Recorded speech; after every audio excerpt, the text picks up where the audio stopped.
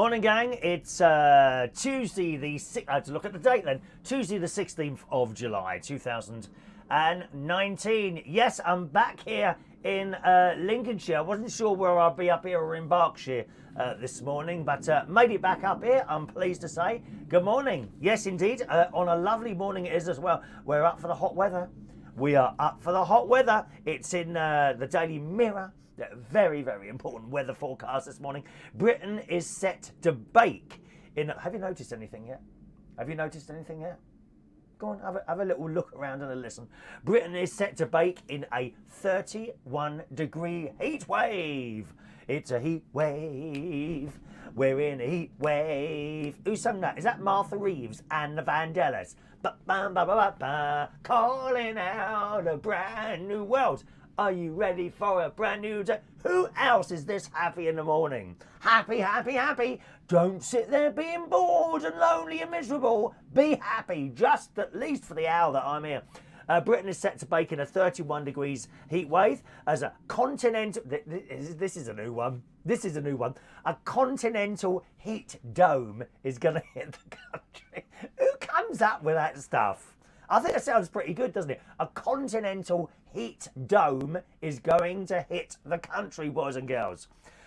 So 31 degrees centigrade, so that in Fahrenheit is 31, that's 62, 70, it's 90, it's about plus 30, and double is 0.7 is about 190 degrees Fahrenheit. Okay, those of you that still talk in Fahrenheit, 31 degrees centigrade is about 175 degrees Fahrenheit, just in case you're not sure what it is, all right? Temperatures will reach, Temperatures will reach 27 degrees in England today, with South, South East and South West and South Wales basking in sunshine. Not too bad up here as well. But sadly, downpours will dampen the weather. You know, I don't mind a bit of rain, do you? As long as it's not cold rain, what you get in the winter. Oh, I hate that. Hot rain in the summer. I've been to some wonderful Caribbean countries where they have these downpours, you know, and Florida. And of course, Florida in the US, and you're walking around so hot, and suddenly there's rain. Within the space of like 30 seconds, this cloud rolls up, chucks it down, and then 3 minutes after the cloud disappears again, you would never have thought it was raining. You dry out so quickly, so I don't mind that so much, really, to be honest. I swallowed a bit of blooming tea this morning with my breakfast. You know, as you're eating breakfast, and it's like if you swallow a bit of food, that seems to come up quite easily. And then suddenly a pea reappears in your mouth, doesn't it? Or a piece of porridge. Or, if you're that way inclined, a little bit of dead animal, but you go, oh, you know, you're eating well. Oh, and then suddenly that piece of food has been ejaculated from your windpipe back into your mouth. Yes. But liquids don't seem to do that. You seem to cough and cough and cough, and this stuff don't come back up. I mean, I've had this for years. I must have at least 3/4 of my lungs filled with tea, which has actually gone down the wrong hole over the years. That is, the liquid don't seem to come back up again. Or maybe it does in the mucus. You know, maybe that's not just lung juice. It's a little bit of tea coming up earlier, which I swallowed about half an hour ago down the wrong hole. You don't know, do you? So that's my my morning news for you. That's what I've done this morning. I had a lovely sleep last night. It was a lovely journey back up. I thought, when I finished work last night at 11 o'clock, and also, why was I... It took me 10 minutes to get out last night for some reason. Now, why was that? I don't know. I think there was... Oh, yes, the music wouldn't come on properly. The music, because once I do karaoke on a Monday night, and when I switch off, I had to put the music back on, which is the pub's music, and it wouldn't come on, and I had to reset a machine, and so it took a little bit longer for me to get out last night. But not to worry. There was a minor worry this morning, but no, it was a serious worry. It was a serious worry this morning here in our Lincolnshire television studio complex, as I was collecting together my news stories and my notes and things like that, boys and girls. I was searching for the piece of paper which holds the very, very important score sheet of who got the first message of the day in. If you're new to the show, welcome along. At the end of the month, for the first time ever, we are going to give a certificate, boys and girls, just like that swimming certificate that you won at school for getting your 100 little metres or something like that. Did you get one of those? Or a little badge when you've done your football and all that at school? Well, I didn't do football at school. Oh my God, how boring is that? Even more boring than that, cricket. Oh, the whole country's gone mad. All talking about cricket, one of the most boring games ever invented in the history of mankind, that no one seems to know who's winning. Very, very complicated game. Wickets and overs and outs and unders. What are these all things? What are they all, dear? What do they all mean? Is it necessary to know what they mean? That's the question. Anyway, so I'm looking around for my score sheet. Nowhere to be found. And I thought, oh my God, I can't believe it. Where is my score sheet of first messages? And I actually got a paper and I started writing down what I could remember. For example, I remembered that Shania is in the lead at the moment with getting the first message in 3 times. At the end of the month, we give a certificate to the person who gets the most messages in first at the beginning of a show. Whatever show that is, whether it's an early show, a nighttime show, an evening show, an afternoon show, doesn't matter. You will go on that list. Shania is at the moment in first position. So I started writing these down, and then I remembered, have a quick check in the recycling bin. And I was in there, and there it is. It was in the bin. It was in the bin. How disastrous is that? I mean, forget all the news on the telly about Brexit and Donald Trump and religious extremists and gender illusionists and whatever else they're talking about. This is the most important thing that happens every morning now, you sad people. So I found it. I'm glad to say I found it. And the first message of the day today, and I'm having to refer to the other computer because all the messages, has Facebook changed something? Because there's a lot of people's messages not coming up on the message system that I have. Right? So I'm having to cross-reference with the direct Facebook one and get your YouTube ones. I'm all over the place this morning. So the first message of the day today goes to Mr. Joey Millen. Good morning, Joey. You are added to the list with 1 point. Well done, Joey. First message of the day in from Joey this morning, followed very closely by Shania, I have to say. You were very close, Shania, but not quite in there. Funnily enough, Shania, your message didn't come up on the message system. So there's something definitely wrong there this morning. Anyway, I'm sure they'll sort it out again. These message systems don't seem to work very well, do they? They're constantly breaking down. There's nothing else for me to use other than the Restream one. They do their best, but for some reason, one doesn't talk to the other. I don't get it. So, I mean, it would be a lot easier if I had the Facebook ones there, the YouTube ones there, the Periscope ones there, the Twitch ones there, the Borderline. But it's just impossible. You've only got 2 screens in here, you know.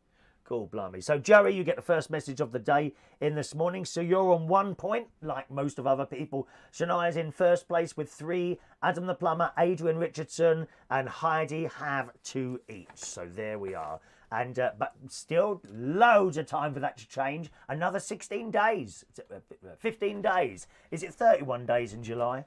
Another 15 days. You never know. You never know who's going to win it. Let's say hello to some of you this morning. So Joey's there. Shania, good morning. Adrian Richardson. We'll start off on Facebook and I'll swap over to YouTube in a minute, all right? Mike Reese-Ponto, good morning. Dr. SOS Gregorian, first on YouTube. Oh, I haven't looked on there. We're not doing a first on YouTube. However, we will the next month. We can't kind of start it halfway through. That's never going to work, is it, you see? So good morning to you. And I do think now, Dr. SOS Paul and Lou were mentioning that they think Facebook receives my stream first. So they're at an unfair advantage. So from next month, we'll do 2 separate certificates, all right? At enormous cost to me. You don't care, do you? No one cares. Nobody cares. No one cares. Diane Jeb, good morning to you. Mr. Gregorian, yes, I've said hello to you. Hello to Elizabeth. Welcome to Elizabeth. Fair Hinimi, I think it is. Hinmi.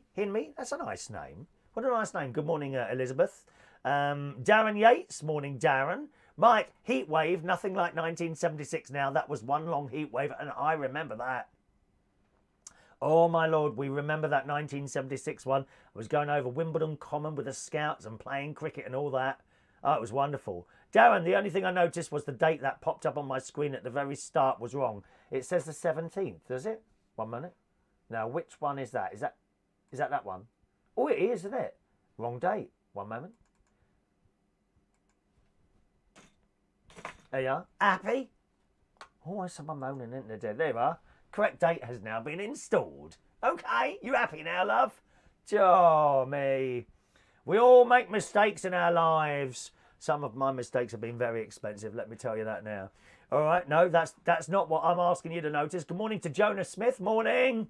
All sport is boring, says Mike. To watch, yes, I agree. I absolutely agree with you.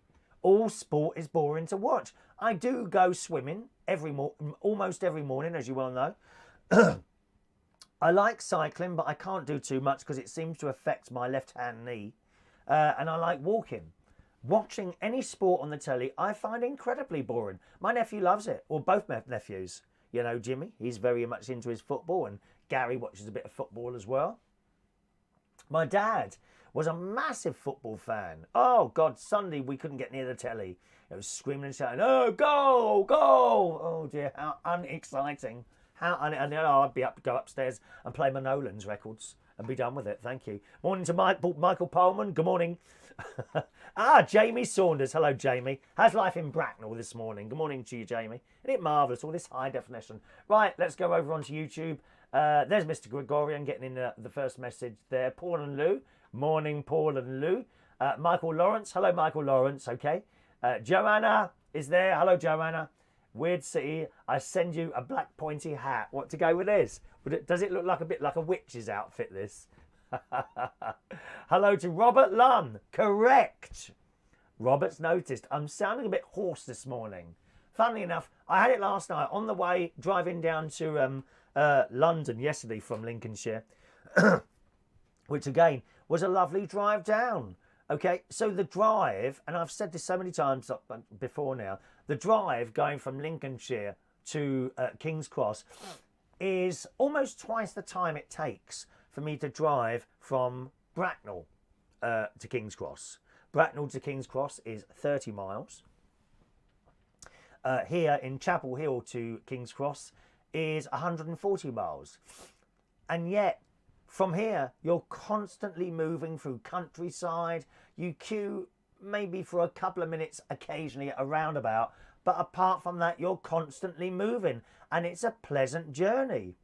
It's a pleasant journey. It really is. You know, going from Bracknell to King's Cross is not a pleasant journey.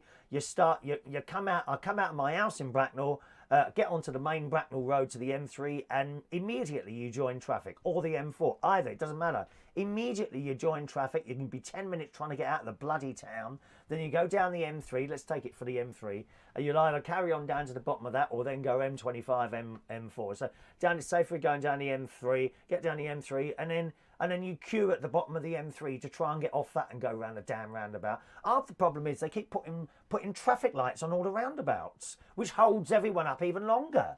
I mean, who ever thought of that stupid idea?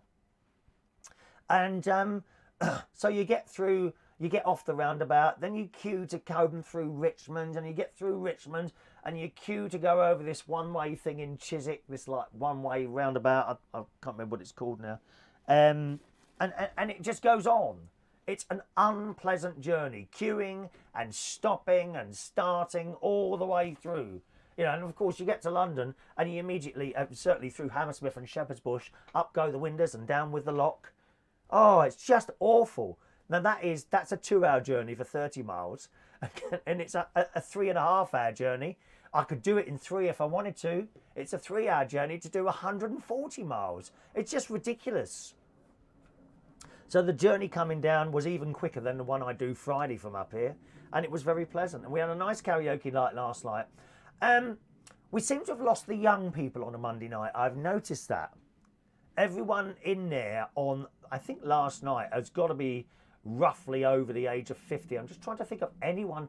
I don't think there was anyone young at all in there last night, below the age of 45, which can be a little bit dicey, that, because it's good to have a really good mix of people, all sorts of people, you know, all ages, all nationalities. It's good to have a really good mix of people.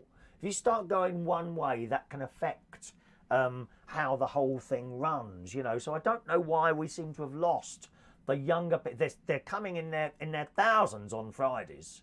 You know, they do come in their thousands on Fridays, but it seems to have split, and the two nights are very, very different now. I don't know why we've lost the young people on the Monday night. Perhaps they're all doing their exams or something like that. Good morning. Paul McIlroy, good morning. It's one of my favourite little people. Paul McIlroy. Gary likes ping pong. Yes, doesn't his wife do something like that with ping pong? But it doesn't matter anyway. I'm sure he does. Good morning, Paul, and your family, if you're still there, your beautiful lady and all that. All right. I think I said hello to Michael Lawrence, didn't I? Yeah, I said hello to Michael. And there's Claire. There's the lovely Claire. She was at the karaoke last night, and it was her birthday, and no one knew. No one knew it was Claire's birthday.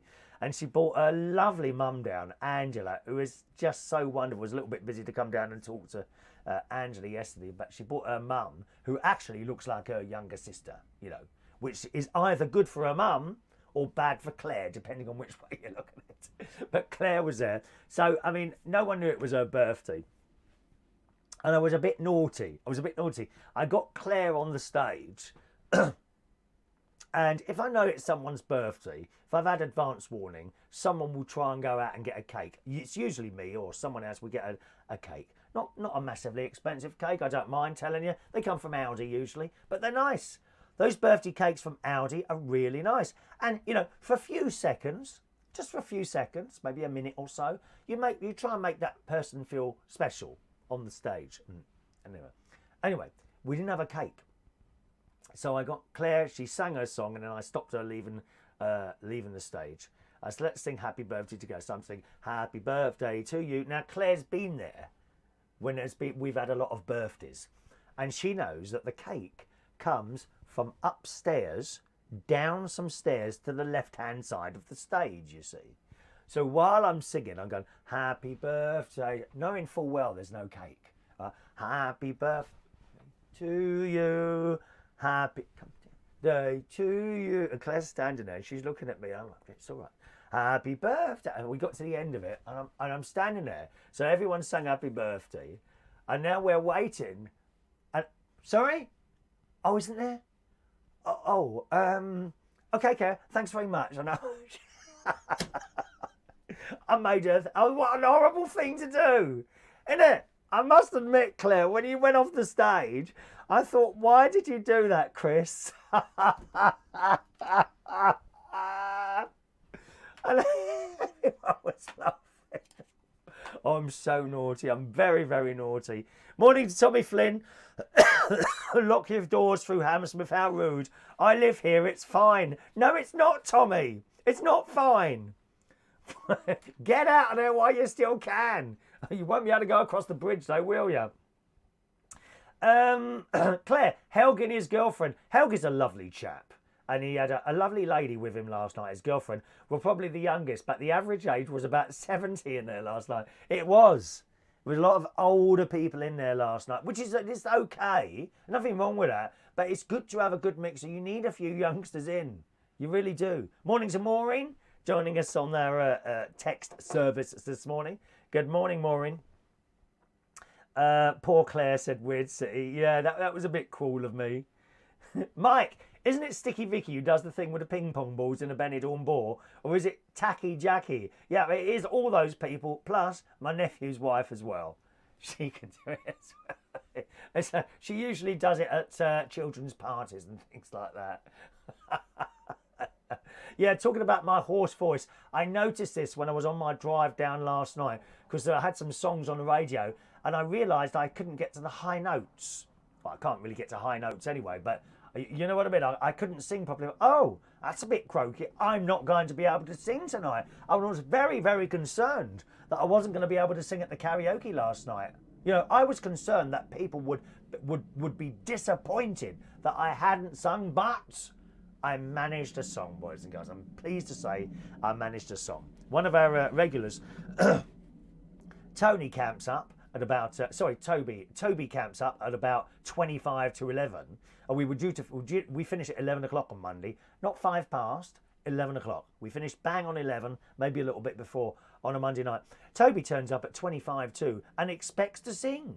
And he's like, oh, put me in. I can't. Why not? Because you can't. It's too late. There's a queue. You're at the bottom of the queue. Well, he wouldn't be at the bottom of the queue. I'd slot him in somewhere. But at that time, it's too late. All these people are expecting to sing. And he went on and on and on. And there were people, there were customers. Oh, let him do one. Let him do one. I tell you what, Toby, I will let you do one. But you're going to have to swap with someone in the queue. Does anyone want to give Toby their slot? Not a single hand went up. Not a single hand went up. That's how much you wanted him to sing. Oh, yeah, we want Toby to sing, but not my slot. Selfish, every last one of you. Selfish. All right? That's a long post, David. Come on, mate. Come on, David. That's a really, really long post. Can I say to you, David, this is not the show for you to post all this stuff if you don't mind. You don't do anything wrong, but please don't post all this stuff. Let people choose to read that thing, all right, my darlings? Okay? I'm not going to block you or anything like that because I think you're a decent person, David. I do think you're a decent person. But please, you've just taken up so much space with your other bits and people. And I know it's important to get the word around, and we're all supposed to get the word around, but that's it. You know, please at least, shorten it to, I don't know, 4 lines. 4 lines. That's a lot. And no one's going to read. I'll tell you now, mate, no one's going to read that, all right? I understand where you're coming from. I accept that. But please, look at all that what you've just printed there, you know, please. All right. So we got the score sheet. Did I put Joey's one down there? Yes, sir. Is anyone buying anything or looking at anything on that Amazon Prime Day? Now, does that mean you've got... Because I'm not a member of Amazon Prime. I often wonder whether or not it would be better for me to be a member of Amazon Prime and pay. It's like 75 quid a year, which seems a lot of money. On the other hand, you do kind of get another TV station, don't you? And lots of streaming things that you can't get on Netflix or BBC One Colour and things. And they have their own stuff on Amazon Prime, don't they? You do get that included in the £75, don't you, I believe? And then, of course, you get, I think, priority postage, what do you call it? Shipping. Is that an American term, shipping? You get priority shipping and post stuff and stuff. Isn't stuff guaranteed the next day if you've got Amazon Prime? And also you get these special offers, don't you? And I think it's Amazon Prime Day, or is that gone already? Or is it the week? It might be the whole... Hang on, let me have a look. I'm going to have a look. Amazon. Let's have a look. It might be Pride. Oh, look at that. There's a blooming computer there. What's cheaper than mine? Or is it? No, it's not. No, it's not. No, it's not. Oh, it might have finished now, Amazon Prime. I can't see anything. Is it deals? Is it on deals? Let's have a look. Deals. Oh, maybe not. Maybe. Oh, hang on. Prime Day deal. No, there's loads of... It must be still on. Prime Day deal. They've got one of those Echo Dot things. 22 quid now. That's not bad, is it? £22 for one of those. Does that play radio stations? I mean, can it set alarm? Could I say to it, I don't know, what do you say?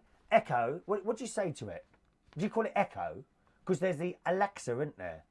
There's Alexa. Is it Echo? Do you say, Echo, please play talk radio at 8 a.m.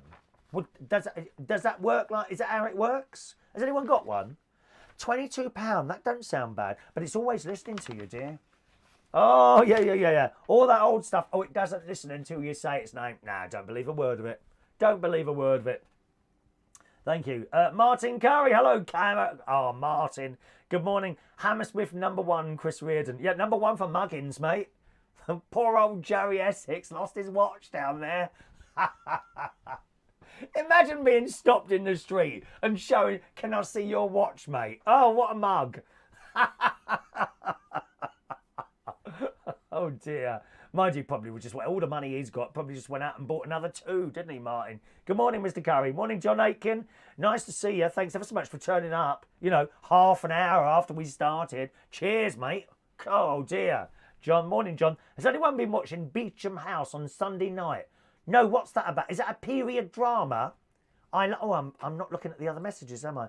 But I like period dramas. I do like a period drama. I've now closed it. Oh, God blimey, what have I done now? 1 minute. As I say, all the messages aren't coming up on that screen, so I've got to keep an eye on the other screen today. Let's see if I can I get those back or not? Oh, maybe not. Oh, there they are. There they are. Hang on. I've got to pause that. Nothing's working here this morning. Ah, there we go. That's it. Back. Got it. Mike, done Mike. Done David. There we are, David. Thank you, John. Oh, hang on a minute. They're all coming through now, aren't they? That's it. No, I haven't watched that. Poor old John's been busy. Good morning to James B. Good morning, James. Prime Day is yesterday and today. Yeah, has anyone bought anything on Amazon Prime at all? Or are you keeping an eye on something? I've got these smart plugs here. I've got a lot of smart plugs in here which control my heating on, off, on timers as well. And I can work it with my mobile phone, you know, heater on, heater off when I come up to the caravan. They're roughly half price at the moment. I think you can get a box of 3 for about 30 quid.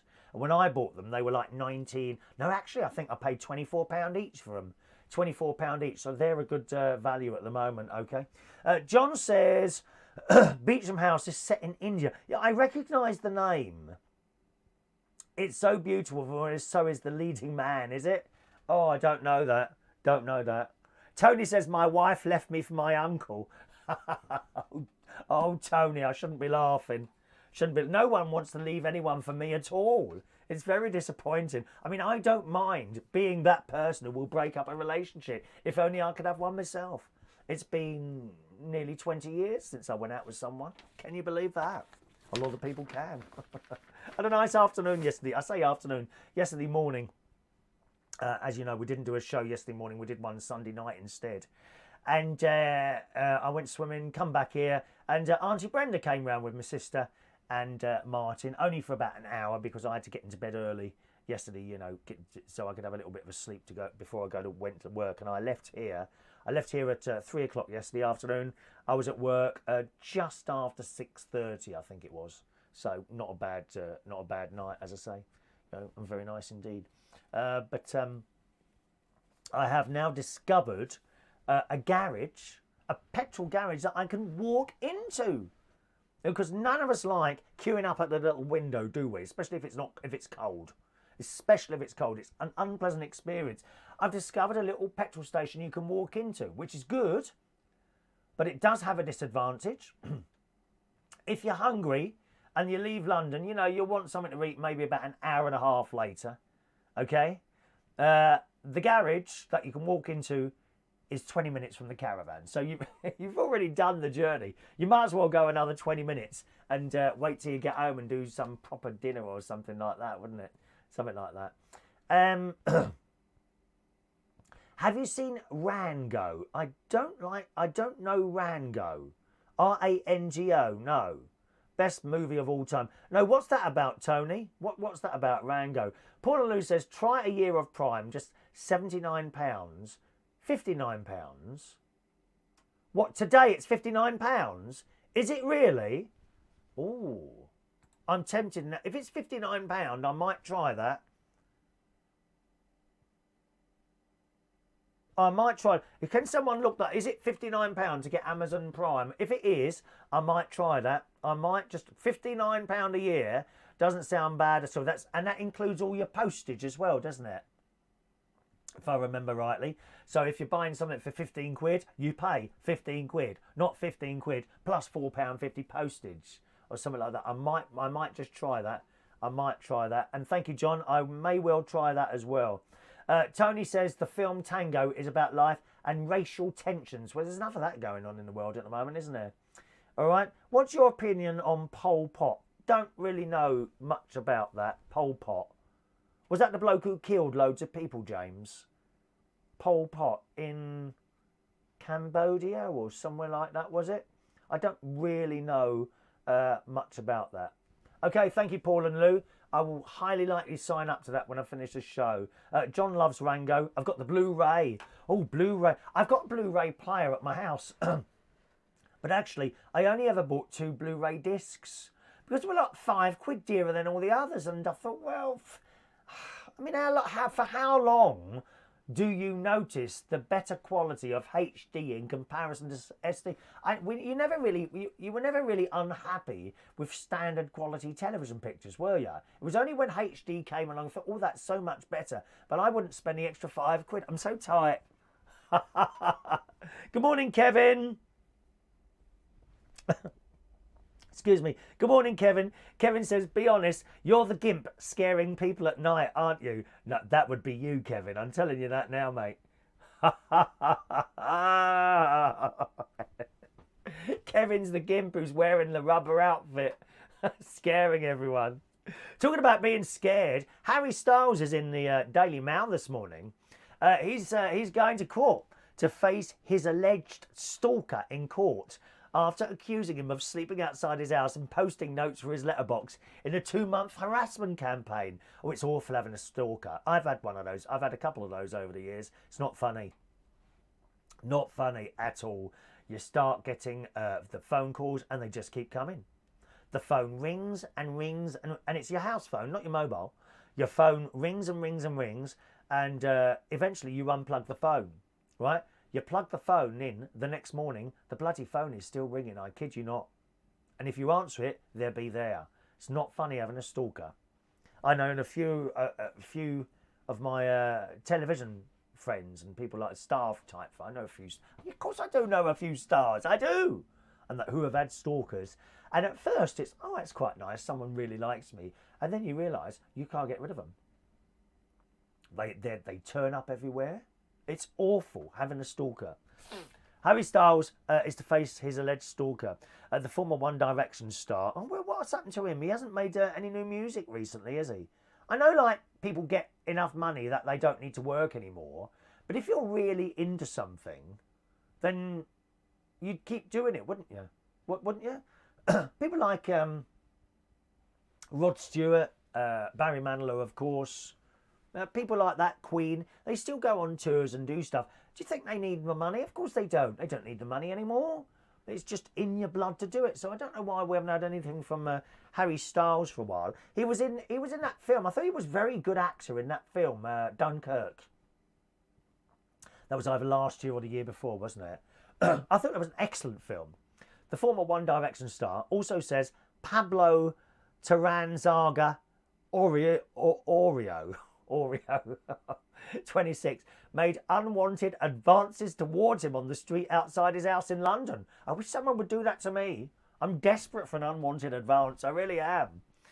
He denies stalking and made his first appearance at Westminster Magistrates Court. One of the Styles' neighbours told The Sun a guy had been sleeping on the bench on the opposite side of the road to Harry's house and also in the park. I last saw him on the bench in June. He first turned up in April. Police said that Terranzaga Orerio's conduct amounted to the... Have you heard about those people? You know, if you can't say someone's name properly, then you're ignorant. What's all that about? You know, if you can't say a word properly or a name, that's just how it is. You're not ignorant, are you? There's some really thick, stupid people around there are who come out with crap like that, usually left wing. Anyway, police said that the Terranzaga Orio's conduct amounted to the harassment of Styles in confronting him in the street, as he knew or ought to have known he was unwanted. And there's a picture of this bloke, and it's just, there he is, just sitting by a wall, and behind him he's got like a framed picture of Harry Styles. How weird is that? And there's a picture of Harry Styles' house as well, which is, where is that? It's not all that. Well, I'm surprised at that. Okay, it's probably in a posh road or something like that, but Oh, not my cup of tea. He is set to be tried in October and has been ordered to hand over his passport. Oh, he's not even English. Oh, Styles will give evidence from behind a screen. I mean, I'm behind a screen now, aren't I, really? Styles rose to fame, and it goes on about X Factor. He's worth about 60 million quid, but money's neither here nor there, is it, you know? If you're happy. The band broke up in 2006. Here we are. Styles embarked on a solo career as well as acting in the hit film Dunkirk. I thought he was excellent in that film, to be honest. But here we are. Are you chatting away to each other? Let's have a look. Oh, Mike had a sad time. Oh, Mike's had to have his cat put to sleep. You're not the only one, actually, Mike. Yeah, I know a couple of people who have lost their cats recently. Yourself, a very good friend of mine, I don't think she's with us this morning, Michelle. She's the lady that runs Waitrose. And yeah, she was absolutely heartbroken last week. It's terrible having a pet for so many years and then losing it. I had 3 cats over the years and I wouldn't have another one. You know, the last cat was Katie, and she was my mother's cat. And when my mother died in 2000, I took her on. And we became very good friends, me and Kat. And so 2 years ago, I lost her, and it's just awful. It's just awful. Not only that, it's horrifically expensive to have a pet now. My mate's cat. Oh, I meant to tell you this. So you remember my mate's cat, the one who had the £8,000 operation to have a brain tumour removed back in hospital, I'm afraid. My mate got up the other day and noticed his head had opened.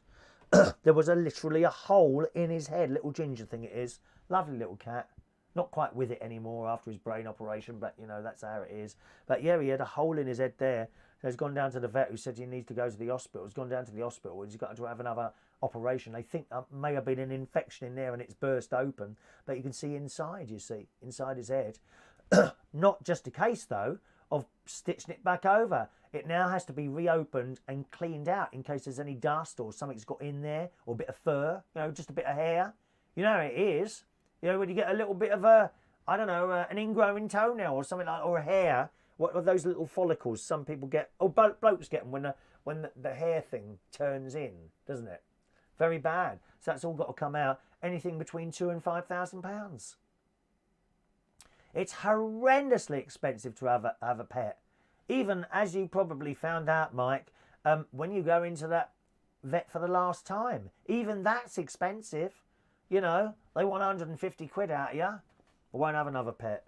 Not only that, it's not just the money, it's just the sadness of losing a family member. So I'm really sorry about that, Mike. And I really mean that. Didn't handle it well, but feeling better now. Heartbreaking. Yeah. With all deaths, I think, Mark, heartbreaking. Some you never get over. Certainly your parents. You know, I will never get over my mother and father's death. But it's something you simply have to learn to live with. Sometimes the cloud comes down. So it does. I know. If you've lost a parent, I know. Sometimes the cloud comes down and you think it's never going to move again, don't you? But that's it. John had a few stalkers. John was a very good-looking barman. I think Cruise Bar you worked in, didn't you? He was a very good-looking barman about 200 years ago. Tony says, I remember when The Godfather came out, my dad beat me unconscious with a bottle of hairspray outside the theatre. A religious experience. So, Tony, I'm sorry to hear that. Mike had the cat 14 years. Oh, horrible. John says, Harry's making more movies. Is that right? Or what's he in next? Do you know? John Cleese is God, says James. Absolutely. Wonderful. Monty Python and 40 Towers and everything else. It's fantastic, John Cleese. And of course, we got the millennials, haven't we? The millennials that telling us that everything he did was racist and against other people. Oh, get real, millennials. I try not to talk to millennials. They get on my nerves. They just have no sense of humour whatsoever. Millennials get on my bleeding nerves. They really do. John had to have an injunction against his stalker. Is that right? How awful. That's awful. Awful. James, as an Armenian Texan who doesn't know anything about UK politics, what are your thoughts on Jeremy Corbyn? Okay, James, I'm not a Labour voter. I'll tell you that now. I am a Conservative voter. Okay, I am middle, slightly right. I'm there. I'm not there. Certainly not there. I'm there. I'm there. But I do. We don't really do politics on this programme. I think you need to be very, very intelligent to sit here and talk about politics. So I don't. I have a view, and as you've asked, I'll tell you it. I do agree with some of the things that Jeremy Corbyn says. I think housing should be provided for everyone. I did buy my own council house when Margaret Thatcher started that off. I bought my own council house. Did I agree with it? No. Because even then I was 23, 24, 25, somewhere around that age. And when I bought it, I bought it with the thought that, well, if I'm buying this, that's another one less house that the council have got to give out to someone else who requires a house. But that was the deal. You know, you'd be very foolish not to take it, wouldn't you? Or would you sit there and say, oh, well, I don't agree with this, so I'm going to do myself out of a house? You'd be very foolish. No, I don't think they should have sold council houses off. I don't think they should have privatised the electricity, the water, or the gas.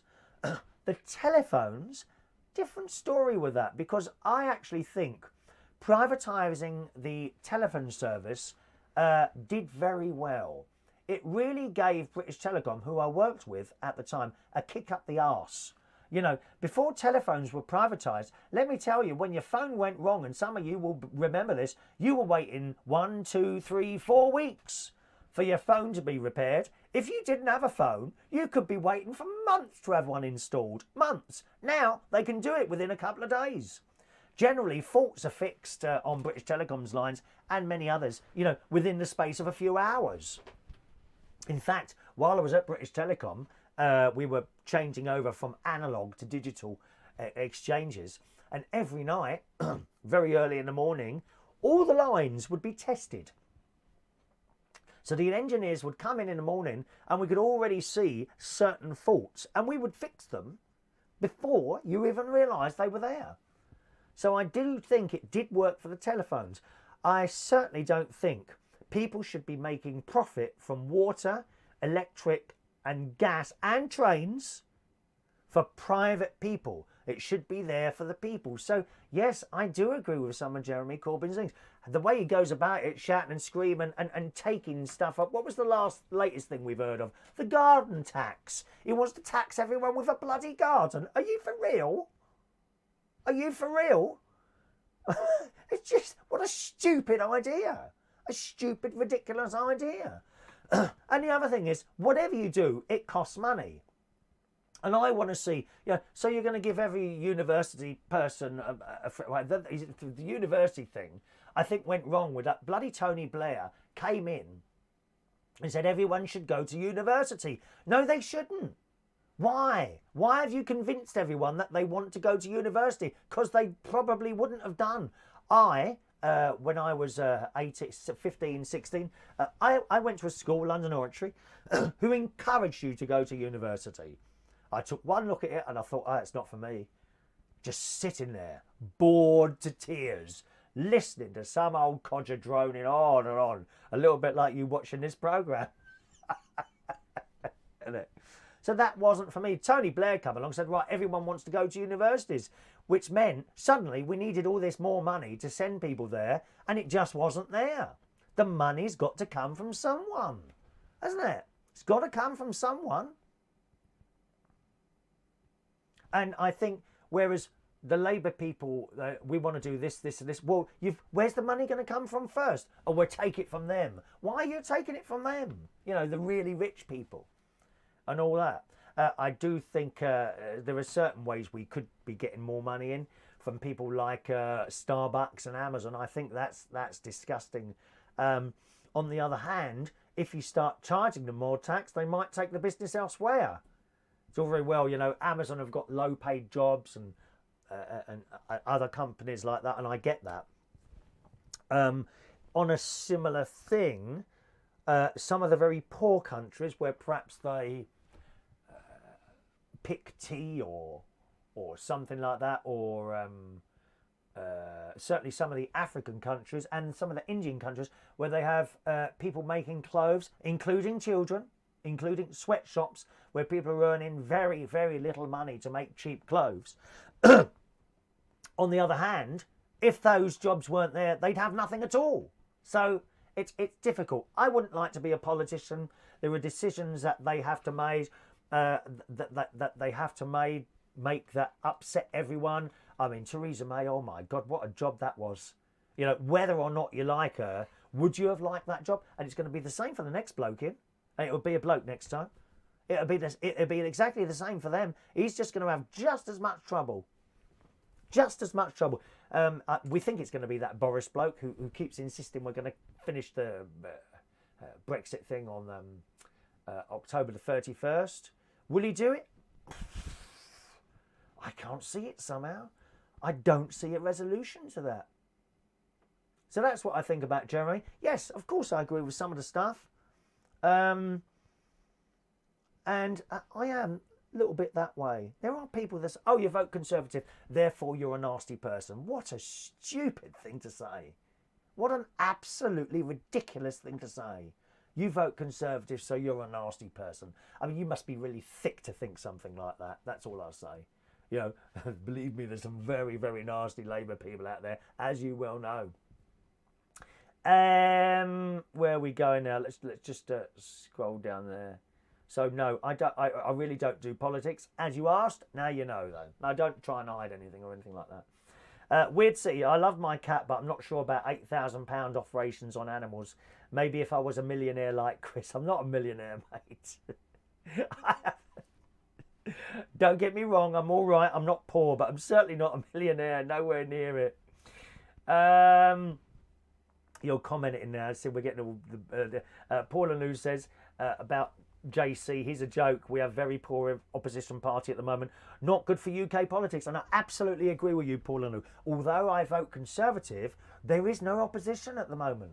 It's very, very important. Whatever government's in power, you also need a strong opposition. Otherwise, they just push everything through, you know, and it can swing hard right or hard left. And you don't want that. I honestly don't think you want something in the middle. I did quite like the coalition between the Conservatives and the Liberals, because the Liberals were there. Okay, they weren't very powerful, but they could stop it swinging too far that way. So I quite like the German system of having a coalition of many, many parties being forced to work together. Of course, there is then the argument that you can never get anything done, which is quite possible. But yeah, I quite like a coalition. I think proportional representation in voting would probably be a better thing. However, we were asked to vote on that, and it was turned down by quite a lot, wasn't it? I think it was turned down quite a lot. So we've still got the first past the post system. We did have a vote on that. You know, you had the opportunity to change, but people decided they were happy with the system as it was, so they stuck with it. You can't just keep going and getting votes every year. You can't, and you know, oh, well, we had a vote last year on, let's take Brexit. You had a vote last year on Brexit. Okay, well, let's have another one this year. You can't keep doing that. It's ridiculous. And once you've had a vote, you must carry it through. You know, this is where the whole Brexit thing's gone wrong. Whether or not you agree with it, a vote was taken. It won, okay, only by a small amount. People saying, oh, well, that was about 1.5 million people. Nevertheless, 1.5 million people in the whole of the UK is a small amount. But nevertheless, they won. Therefore, it should be carried out. If it had gone the other way, we would have just stayed as we are, and that was okay as well. But you must carry out the vote. This is not what's happened. Oh, but people change their mind. The crap that they come out with on the radio. Oh, but if you're buying a house, you can change your mind. Well, that's not. You're not voting on buying a house, are you? There comes the Eurofighters directly over the studios of United Kingdom Talk. Okay.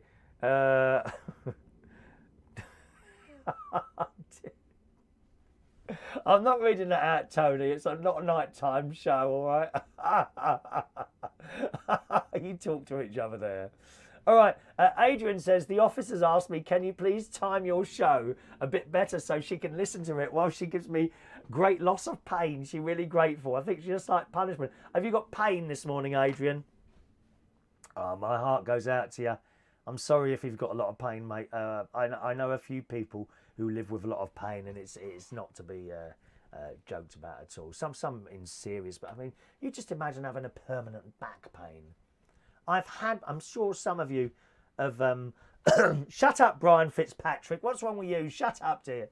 I've had back pain, I think 3 times, where it's been really bad to the point of barely being able to move in bed and trying to find, but never longer than I think a couple of weeks was the maximum I had. And it was a simple thing, like literally dropped a pen on the floor and went down to pick it up and my back went. It was awful, absolutely awful. But some people are living with that pain permanently. And they have to take all sorts of drugs. What's the really hard one? Is that morphine? I think one of them's morphine. And it's a constant battle trying to, trying to get comfortable in a chair or something like that. Or a sciatic nerve. That's a sciatic nerve. Now, I've had that in the calves of one of my legs. Twice I've had that. And it just starts. And I had it once for 6 weeks. And that's also, it's not so much a pain rather than an annoyance. An annoying, permanent throbbing of the leg, which just doesn't go down. And it's awful. It's just awful. So if you've got permanent pain, my hearts go out to you. Right, let's have a look. Right, all right. Now let's do a couple of stories for you this morning, boys and girls. Let's have a look. Now, this is a good idea. Now, this was in the Daily Mirror a couple of days ago, but I didn't spot it until this morning. Road chiefs, drastic plans to stop mobile phone zombies being run over. And we've all seen them, walking along with the earphones on, like that, across roads, across pavements, wait for the plane, across zebra crossings. We've all seen them. We've probably all nearly hit them in cars. They just don't look up. When you're out later today, just look around. Whether you're on a train or in the shops, in a supermarket, just look around and see how many people's eyes are glued to their mobile phones. I admit to being guilty of this sometimes. Sometimes you might think, I just want to check the weather, and you're walking along and you're checking the weather. Is that a good thing? Why don't you just wait till you get home? Well, it's probably the time you get home. My memory is shot to bits after all those years of clubbing in the 90s. And we did have a good time in the 90s at all these clubs. Anyway, in the Daily Mirror, road safety chiefs are looking at drastic measures to save pedestrians glued to their smartphones from being run over. Warning lights could be installed in pavements and curbstones at crossings in a bid to catch their eye as they blindly scroll along. Is that going to make any difference or not? Is that going to make a difference? They've already been trialled in Holland and in Germany at some tram crossings.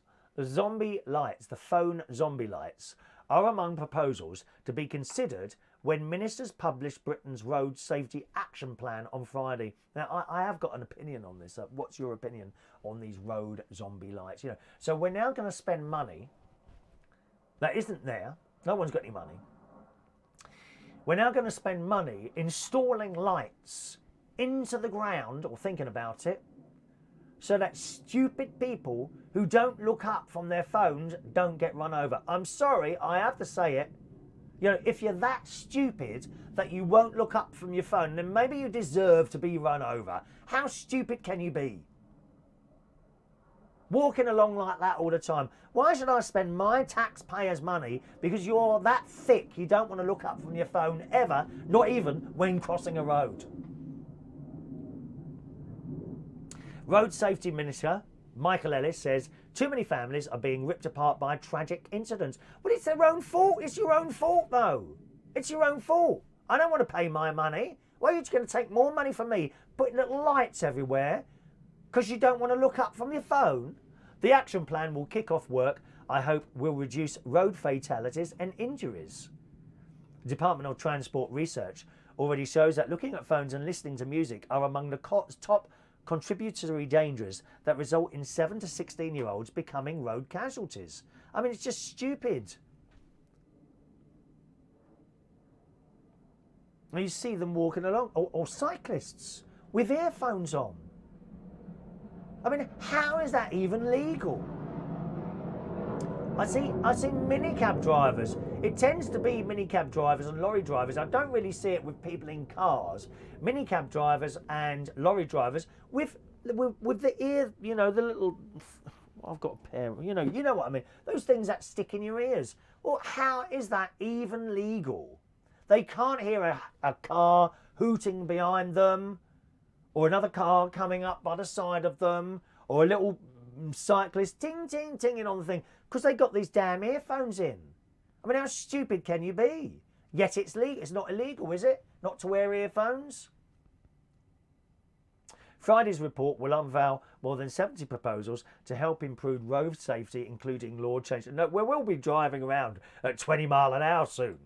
There's certain places in London, Islington and East London, it's 20 mile an hour everywhere. The whole, you can't move. It took me 40 minutes to get out of London last night because it's 20 mile an hour everywhere. It's dreadful. I mean, Rachel, there you go. Rachel, what a waste of money. I'm really sorry. I'm really, really sorry. When I was a little boy growing up, I was taught how to cross the road. You're taught at school. You're taught the green cross code. Mummy and daddy teach you how to cross the road, or whoever's looking after you. Mummy and mummy, daddy and daddy, guardian and guardian, nanny, whoever looks after you. You're taught how to cross the road. You stop here, you look right, you look left, you look right again. And then you cross, continuing to look right or left. How difficult is that? But no, we want our headphones on and we want to be looking at a phone, and we want to be able to walk anywhere that we want to walk and not get hurt. Not going to happen, is it? Bet you don't do it at railways, do you? When you get to repair a railway lines, do you wander across that? No, you have a bloody good look first. Why do you think that the car driver should notice you? What a waste of money. And besides, I'm not convinced that that's going to help anyway.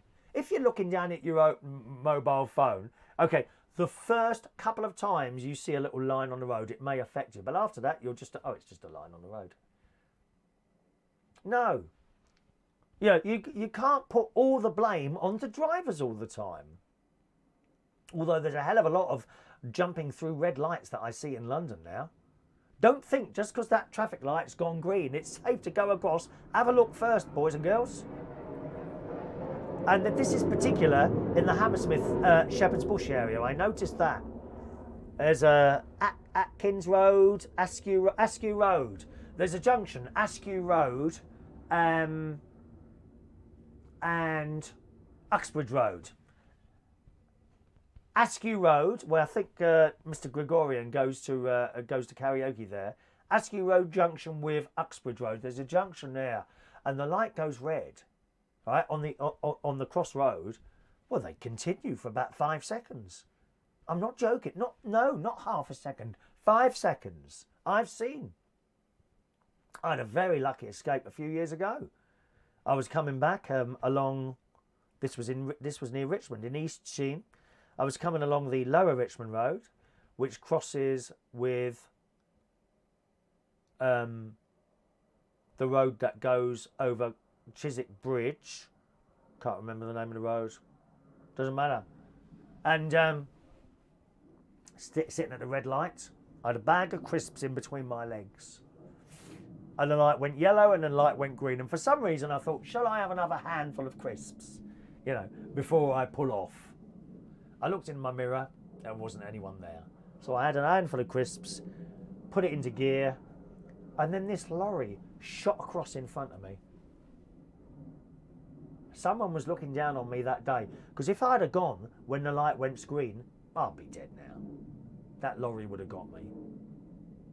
They just go through red lights. But I certainly don't think we should be spending money putting little lights in grounds because people are that thick. They don't understand how to look up at a road. Whatever. Let's just go There we are. One moment, please. Oh, there's a lot of messages. I can't go right the way through there. Let's have a look. Well, let's go back to the bottom there. Rachel said, love watching all the funny videos of people falling over while looking at their phones. Oh, I haven't looked for those, Rachel. I'll have to look at those. People walking into lampposts and things like that. Thank you, Paul and Lou. I'll leave it up to you. You must have had a reason for that. Thank you, Paul and Lou. Tony used to work there near Uxbridge Road by the Shepherd's Bush Market. Yes, busy place all the time. Good morning, Tony. Incidentally, morning, Bowley. Shepherd's Bush. That's right, Brian. Shepherd's Bush, that area around there. You know where I mean, don't you? John lived on Askew Road 25 years ago. Yeah, there's a pub on the corner.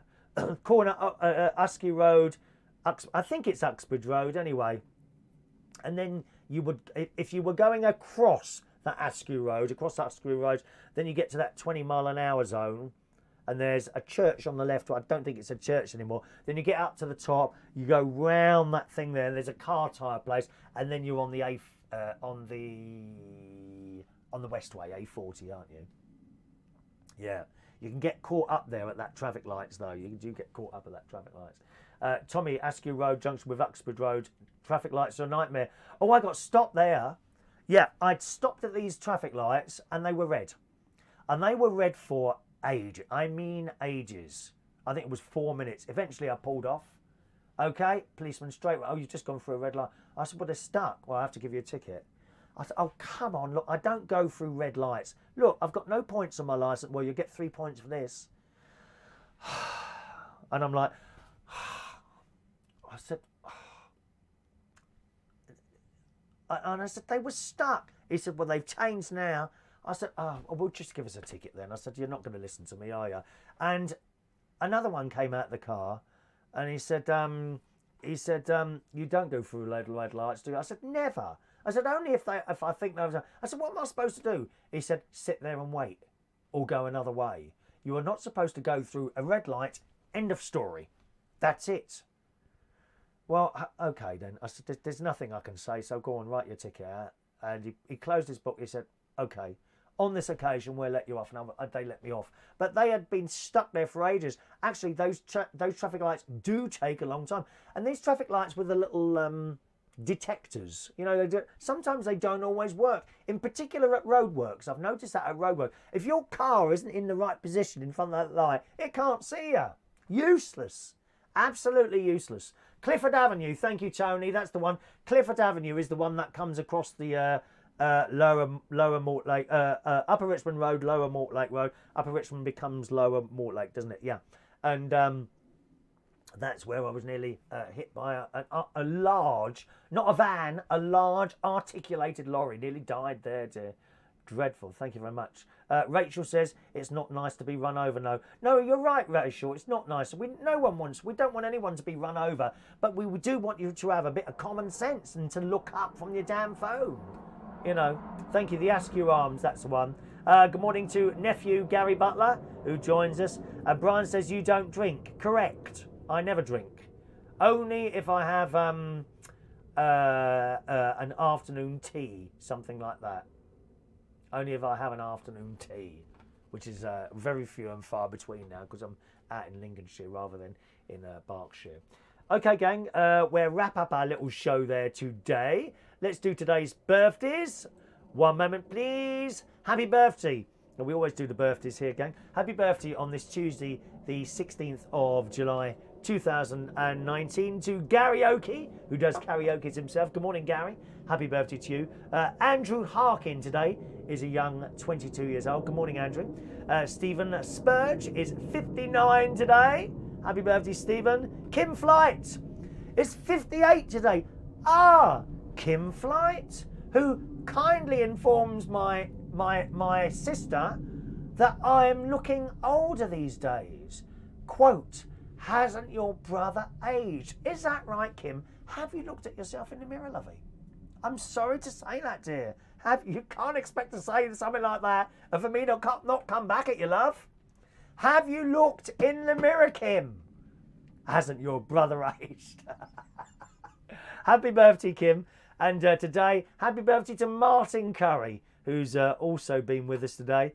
Martin used to come along and sing at the karaoke at a great place I worked at, Belushi's in Hammersmith. So happy birthday to you. Thank you, Paul and Lou. I will look that up as soon as I finish the show, okay? I get Prime Video then as well, won't I? Happy birthday to you. Happy birthday to you. Happy birthday. Happy birthday. Happy birthday to you. Here you are. Happy birthday, boys and girls. Okay, that's it tonight, gang. Can I just give a mention? If you're up around the northeast of the UK, in Cleethorpes, I now host a karaoke night at Silhouette Bar. We had our first one last week, and it was a nice night. We had about 35 people there, which is really, really good for a first karaoke, let alone a normal Thursday in any bar in the country these days. So if you're not doing anything on Thursday night and you're up on the northeast coast, Cleethorpes is the place to be. Silhouette Bar at 38 Alexandra Road, Cleethorpes, on Thursday night at 9 o'clock and finishing at midnight. Not only that, on the way home, there's actually a garage that I can walk into and buy a bag of crisps and a sandwich on the way home. It don't get much better than that, my loves. Have a lovely day. It's going to be a beautiful day out there. Do enjoy the sunshine, and hopefully I'll see you again at some point tomorrow. Cheerio now.